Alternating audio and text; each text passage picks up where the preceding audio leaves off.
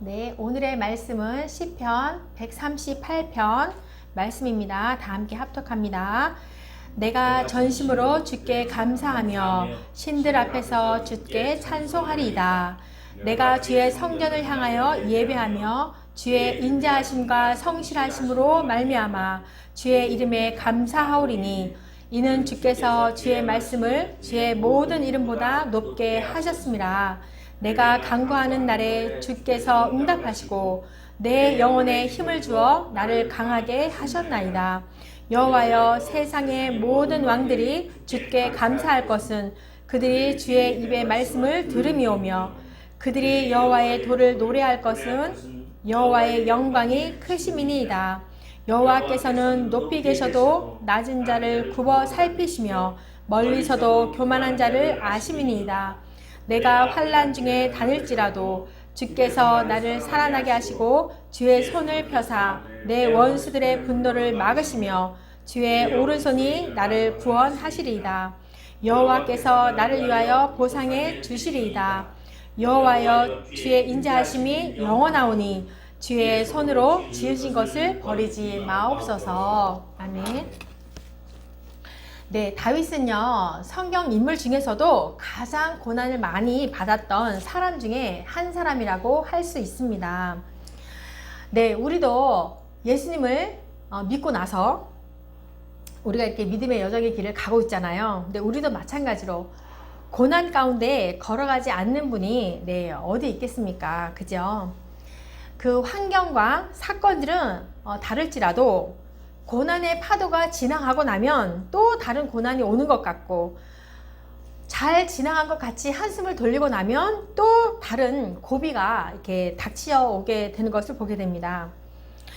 하나님을 믿기로 이렇게 작정을 하는데 왜 고난의 일들이 더 이렇게 펼쳐지는지, 또 하나님의 부르심 앞에 우리가 또 순종하면서 잘 가고 있는 것 같은데 더 연단의 길이 왜 더 펼쳐지는지, 네, 다윗도 마찬가지로 이렇게 하나님의 기름 부음을 받고 이스라엘 왕으로 택함 받은 후에도 마찬가지로 하루도 편한 날이 없이 이렇게 그런 인생을 살았던 다윗입니다.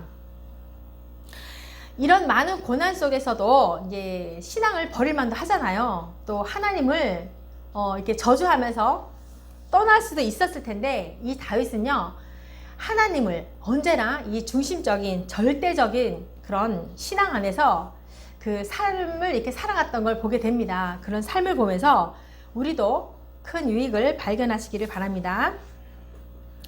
네, 하나님의 은혜로 왕이 되었습니다. 그래서 주변에 있는 열왕들을 굴복시키고 난 뒤에 감사하면서 쓴 시입니다. 이 시가요. 또 자기뿐만이 아니라 모든 왕국들이 주님을 찬양하기를 원했던 이 다윗의 고백이 이 시편 138편에 나와 있습니다. 1절에 보니까 주께 감사하며, 2절 주의 이름에 감사하오리니, 4절에 주께 감사할 것은, 이렇게요, 감사한다라는 그런 말이 계속 반복되어서 나오거든요.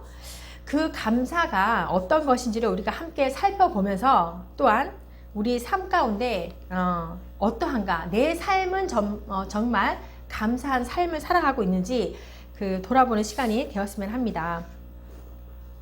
1절 말씀, 내가 전심으로 주께 감사하며.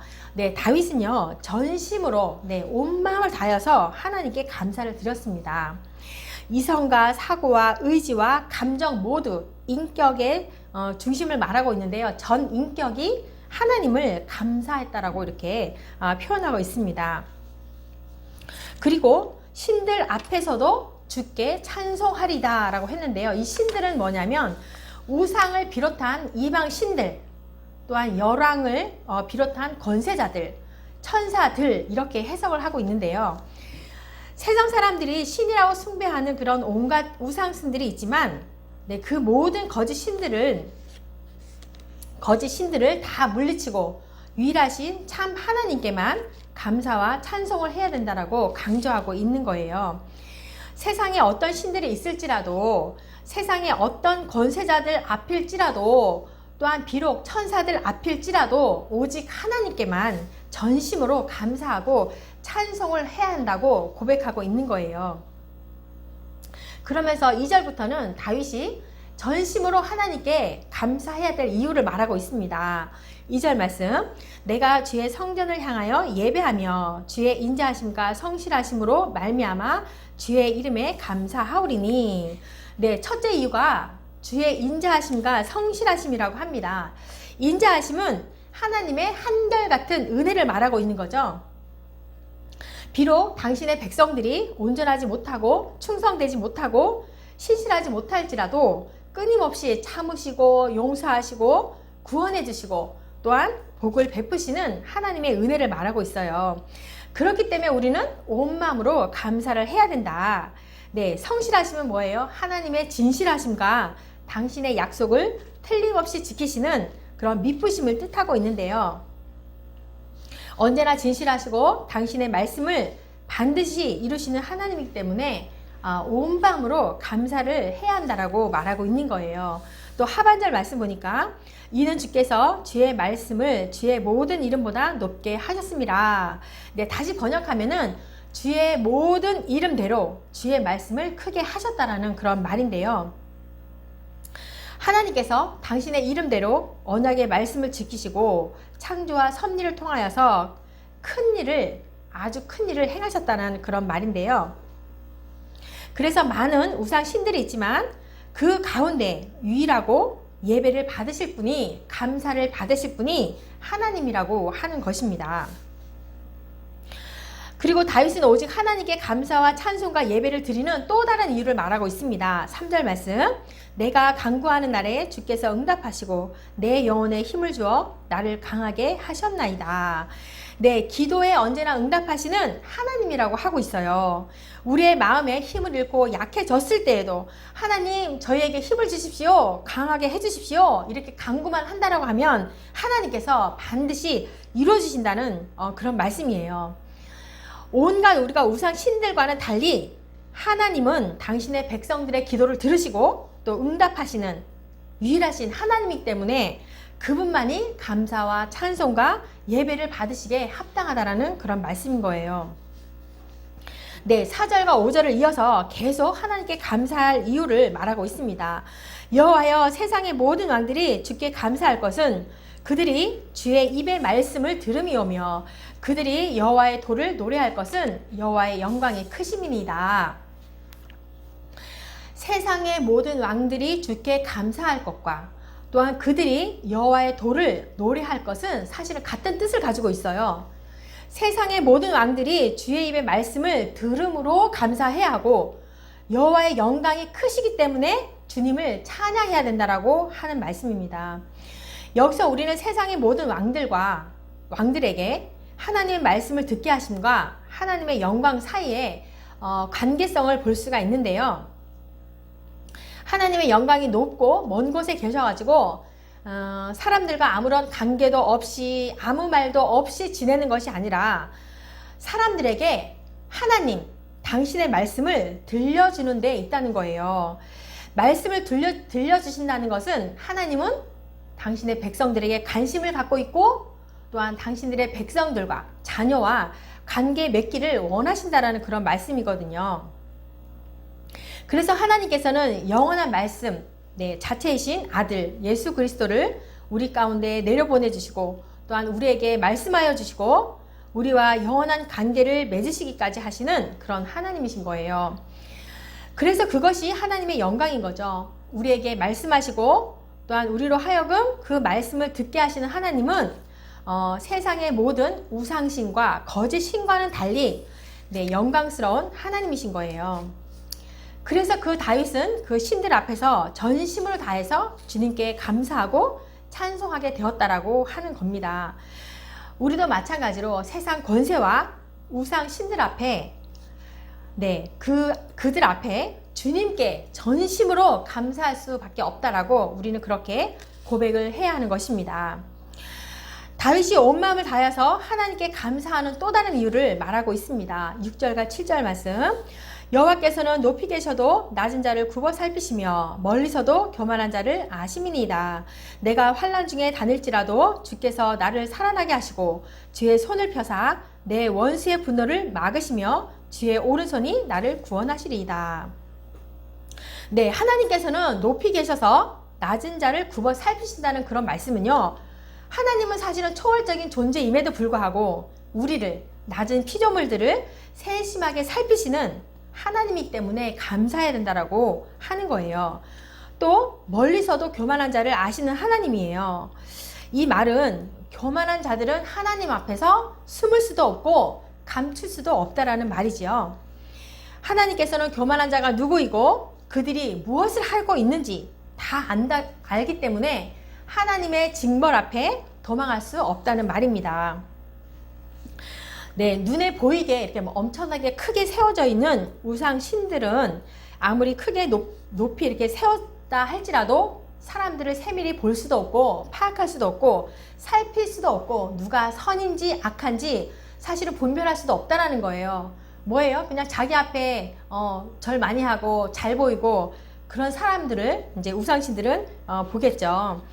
그것은 오직 하나님만이 하실 수 있고 그것이 하나님의 영광이라는 겁니다. 그래서 그 하나님께 우리는 온 마음을 다해서 감사를 해야 한다는 것입니다. 하나님께 감사하는 이유가 또 있습니다. 하나님께서는 모든 환난 가운데 우리의 상황 가운데 개입하셔서 강한 팔로 우리를 안으시고 우리를 살려내신다는 거예요. 그래서 우리는 언제나 평안을 누리며 살게 해주시기 때문에 온 마음을 다해서 그분을 감사해야 된다고 하는 것입니다. 7절 말씀이죠. 내가 환난 중에 다닐지라도 주께서 나를 살아나게 하시고 주의 손을 펴사 내 원수들의 분노를 막으시며 주의 오른손이 나를 구원하시리이다. 네, 다른 우상들은 이렇게 할 수가 없습니다. 왜? 그들은 다 거짓이기 때문입니다. 오직 하나님만이 우리를 환난 중에 있을지라도 우리를 살아나게 하시고 주님의 손을 펴서 원수들의 분노를 막으시고 주님의 오른손으로 우리를 구원해 주십니다. 그것이 바로 하나님의 영광이지요. 그 영광에 하나님께 우리는 온 마음을 다해서 감사를 드려야 된다라고 계속 말씀하고 있는 겁니다. 7절 말씀을 보면 다윗이 굉장히 원수들에게 환난을 겪고 있다는 것을 볼 수가 있는데요. 이런 사람의 극한 상황 가운데는 하나님께서 우리 가운데 나타나시고 역사하실 기회인 것입니다. 우리가 막다른 골목에 서 있을 때 그렇게 생각될 때가 바로 우리가 하나님을 찾아야 할 때인 것입니다. 당신의 백성들을 위해서 항상 준비하고 계시기 때문에 바로 우리는 하나님을 찾아야 할 때인 것입니다. 다윗은 원수들로 말미암아서 환난을 겪으면서 하나님의 구원을 체험을 했고요. 그래서 앞으로의 어떤 환난이 오고 어떠한 공경에 빠지더라도 하나님께서는 언제나 나를 구원해 주실 거라는 그런 확신이 있었습니다. 그 체험과 확신이 어떠한 위협과 곤경의 상황이라도 전심으로 하나님께 감사하고 찬송할 것을 다짐할 수 있게 해주신 거예요. 8절 말씀.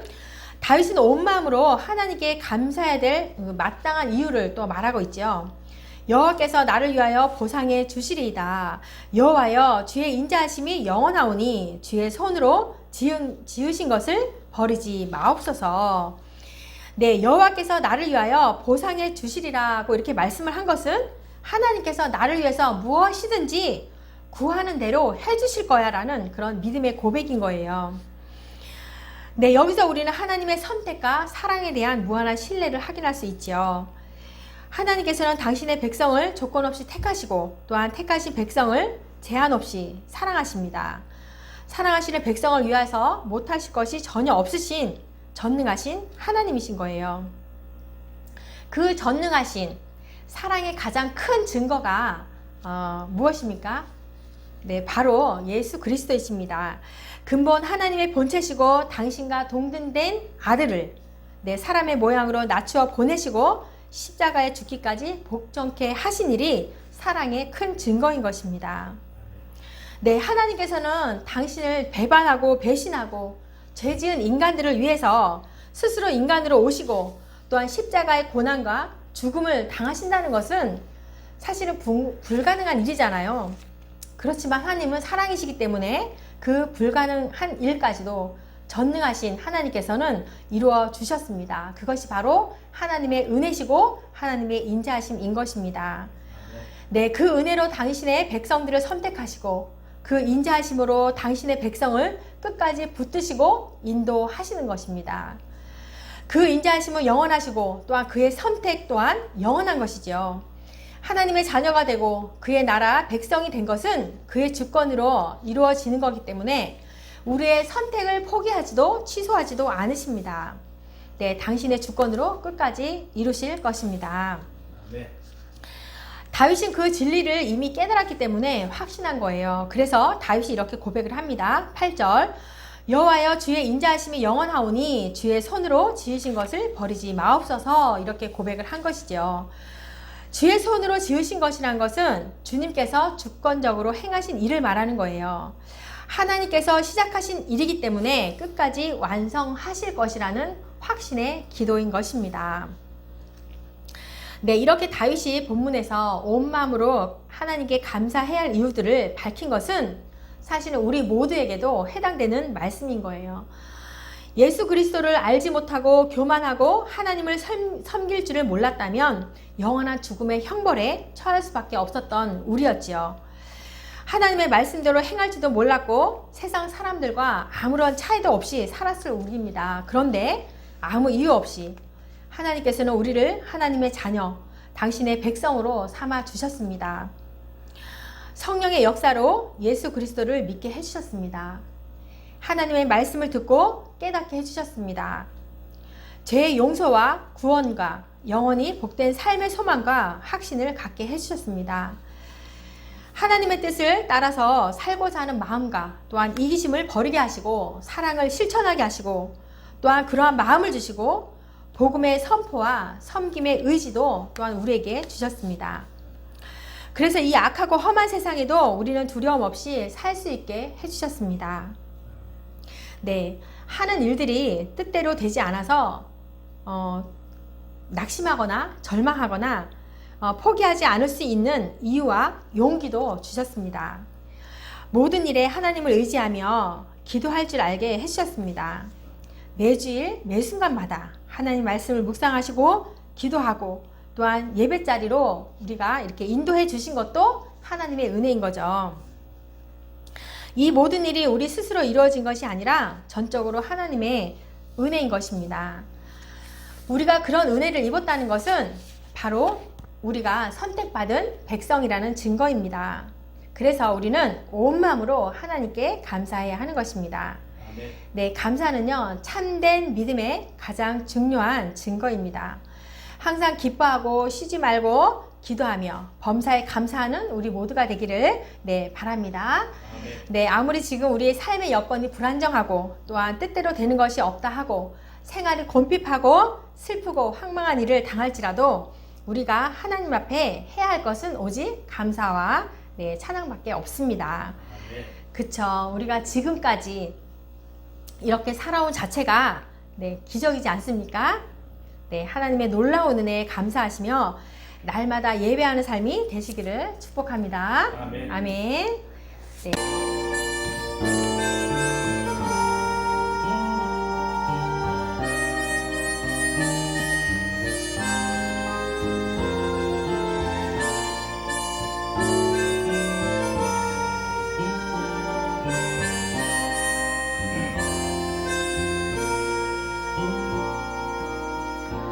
감사하신 하나님 에베네셀 하나님 살아계신 하나님 에베네셀 하나님 여기까지 인도하셨네 감사하신 하나님 여기까지 인도하셨네 살아계신 하나님 감사하신 하나님 에베네셀 하나님 살아계신 하나님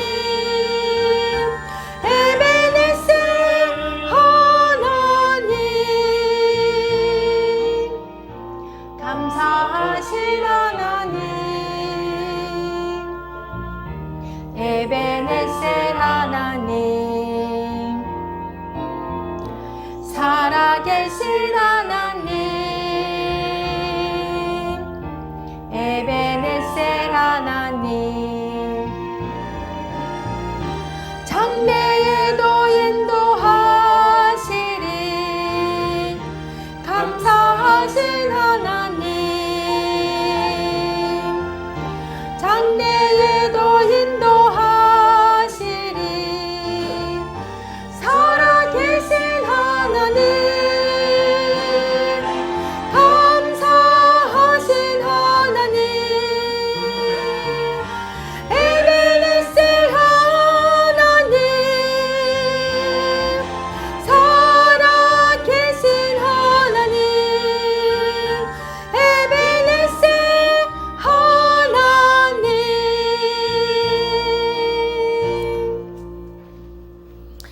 아버지 감사합니다.